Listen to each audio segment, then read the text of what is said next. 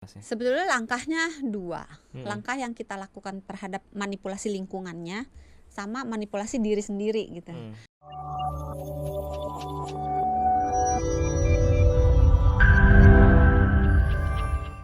Tanya kalau sakit kepala adanya itu kurangnya tidur nggak sih, Dok? Oh iya, sakit kepala itu dibagi jadi dua tadi ya. Yang emang ada organnya yang bermasalah atau yang organnya nggak bermasalah tapi sensasi sakit kepalanya ada. Yang bermasalah, organnya yang bermasalah itu dibagi jadi dua lagi. Masalahnya ada di dalam kepala sama yang di luar kepala.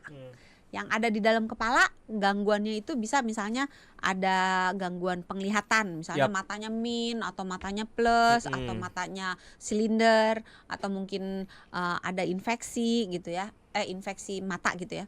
Itu bisa menimbulkan gangguan sakit kepala.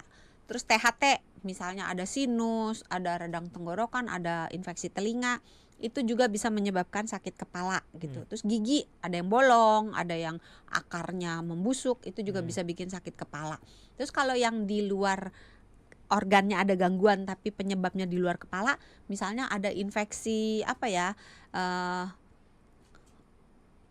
infeksi usus misalnya, kayak mungkin tipes misalnya, bisa dia kepalanya jadi sakit gitu ya, atau mungkin ada infeksi-infeksi lainnya di luar kepala, itu bisa menyebabkan sakit kepala, atau mungkin dia darah tinggi yang tinggi banget juga bisa bikin sakit kepala gitu. Jadi ada gangguannya. Kalau yang nggak ada gangguannya biasanya lebih ke psikisnya, mentalnya. Mungkin dia depresi atau gangguan kecemasan, itu bisa sakit kepala. Nah itu diurut dulu. Atau memang karena gaya hidup, ke kopi kalau di stop bisa sakit kepala. Terus rokok kalau di stop beberapa orang bisa sakit kepala. Jadi adanya ketergantungan zat yang mau dihentikan tapi dihentikan dengan cara yang tidak tapering, tidak turun pelan-pelan, itu juga bisa. Kurang tidur juga bisa sakit kepala gitu. Jadi Mbak Cynthia harus dipilah-pilah dulu nih sakit kepalanya itu yang mana. Ini masih berkaitan dengan topik kita dan Mbak Yoyoh Aisyah. Kenapa ya cucu saya itu kalau AC-nya mati, suhu badannya itu langsung naik. Kemarin sempat sampai 39 sampai 41. Apakah ada pengaruhnya itu juga, Dok, dengan cuaca panas? Dulu nih sakit. Terima kasih Mbak Yoyoh Aisyah. Ini kalau di atas 38 sampai 3941 ini berarti ada sesuatu yang salah, karena ini kategorinya sudah demam. Betul. Coba diukur dengan alat termometer yang berbeda gitu ya. Terus dicek kalau memang suhunya 39 sampai 41 ini terjadi sesuatu. Apakah memang termoregulasinya, jadi organ yang bertugas untuk mengatur suhu tubuhnya bermasalah, atau memang anak ini cucunya sedang mengalami infeksi. Biasanya kalau tinggi gini infeksinya virus gitu. Nah kalau seandainya terjadi infeksi, ya harus dibereskan infeksinya. Diberi mungkin parastamol untuk penurun panas, diberi cairan yang banyak, dan dikompres. Dikompres itu jangan di dahinya aja kayak di film Korea kan dahinya doang gitu. Tapi sebenarnya kalau dikompres untuk ini asumsinya masih kecil karena cucu kan ya. Jadi ambil handuk, dibasahi dengan air hangat, diperes, terus anaknya kayak dimandiin pakai handuk gitu loh, diwaslap. Diwaslap terutama di area leher, lipat ketiak, dan lipat paha. Di area itu tuh pembuluh-pembuluh darah besar itu dekat dengan kulit, sehingga dengan bantuan handuk yang dikompresin ke kulit itu bisa membantu menurunkan suhu tubuhnya. Buat yang bertanya di luar topik, harap untuk stay terus ya di live TikTok, karena nanti kami akan jawab terpisah. Kami lagi bahas topiknya tentang cuaca panas. Jangan khawatir, tetap dijawab, tapi nanti di akhir ya, setelah closing nanti. Dok, kalau gitu saya pengen ke tips aja deh langsung. Tips atau langkah-langkah yang dapat kita lakukan nih untuk tetap sehat dan mengurangi risiko gangguan kesehatan saat cuaca panas, karena panjang banget ini, nanti sampai awal tahun masih ada cuaca panasnya. Sebetulnya langkahnya dua. Langkah yang kita lakukan terhadap manipulasi lingkungannya sama manipulasi diri sendiri gitu. Kalau mana dulu nih? Diri sendiri dulu. Kalau diri sendiri, usahakan berada di dalam ruangan Atau kalau nggak bisa ada di dalam ruangan, usahakan ada di dalam bayang-bayang. Bayang-bayang. Maksudnya di teduhan lah, teduhan pohon, teduhan gedung gitu. Jadi jangan terpapar sinar matahari langsung, terutama di jam 10 sampai jam 2 sampai jam 3. Gitu.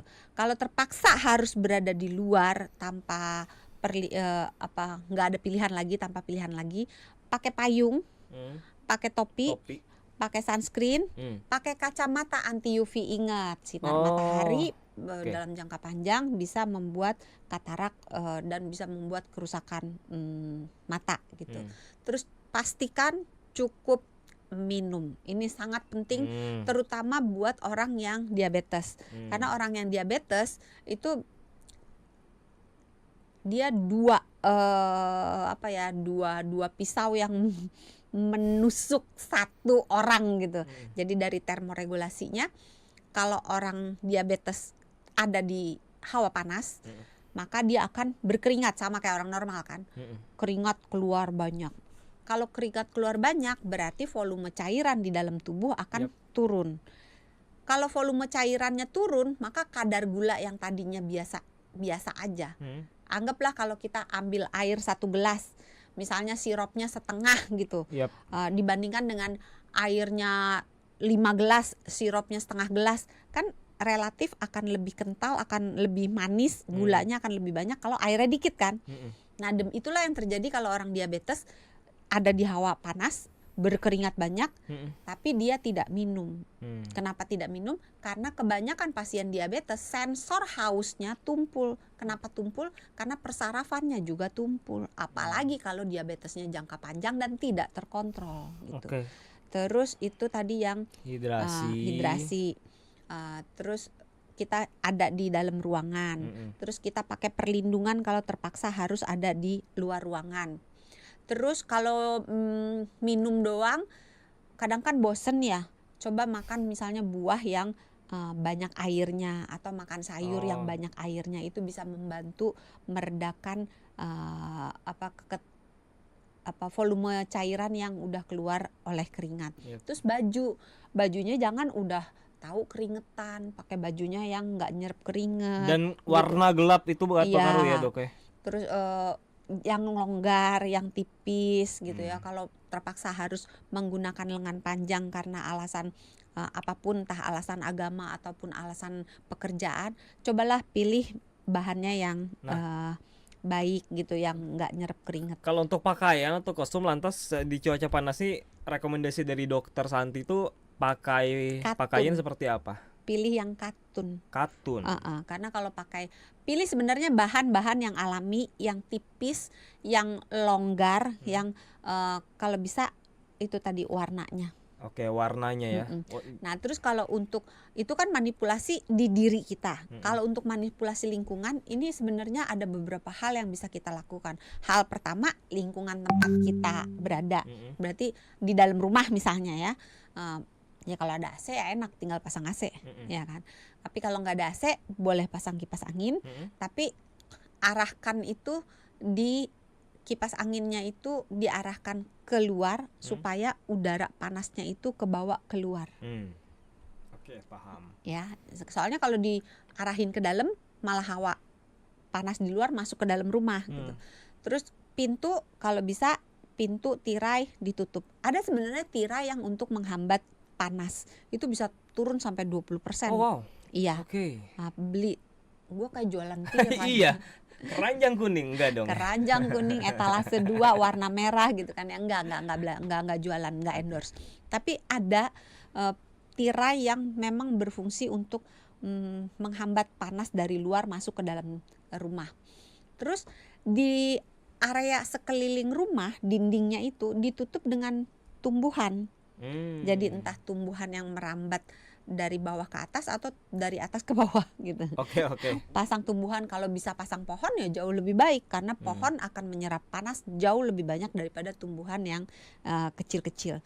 Terus yang lebih luas lagi, ini udah menyangkut tema lingkungan hidup gitu, karena apa yang kita lakukan mungkin nggak banyak orang yang menyadari bahwa apa yang kita lakukan sekecil apapun tuh mempengaruhi udara panas gitu loh. Sekedar kita pakai tisu nih. tisu ini merupakan sampah yang ujung-ujungnya akan meningkatkan suhu. Waduh. Kenapa? Karena dia akan berpotensi menimbulkan gas metana. Gas metana itu akan berpotensi terbakar karena dia mudah terbakar. Otomatis kalau terbakar akan meningkatkan suhu kan. Gitu. Tadi lupa yang di dalam indoor itu jangan lupa matiin alat-alat elektronik yang tidak dipakai.